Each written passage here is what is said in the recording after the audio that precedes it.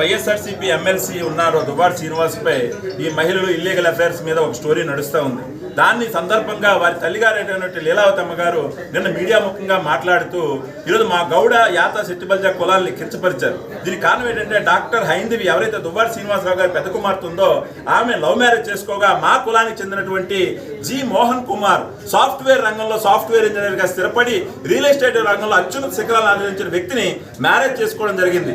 ఆయన్ని ఉద్దేశించి దువ్వాడ శ్రీనివాస్ గారి తల్లిగారు మాట్లాడుతూ జాతి తక్కువ, కులం తక్కువ, అందవిహీనంగా ఉంటారని మా జాతిని అన్నం మేము తీవ్రంగా ఖండిస్తున్నాం. గీత ఉప కులాలకి ఏ విధమైనటువంటి సహాయ సహకారాలు అందించిన ప్రభుత్వం చేతగాని దత్తమ్మ వైఎస్ఆర్సీపీ ప్రభుత్వం, వైఎస్ జగన్మోహన్ రెడ్డి. అటువంటి పార్టీలో ఉన్న ఎమ్మెల్సీ అయినటువంటి దువ్వాడ శ్రీనివాస్ మీ తల్లిగారంటే ఇప్పటికొచ్చి కూడా నువ్వు బహిరంగ క్షమాపణ చెప్పలేదు. దీని మీద వెనువెంటనే బహిరంగ క్షమాపణ చెప్పాలని మేము డిమాండ్ చేస్తాం.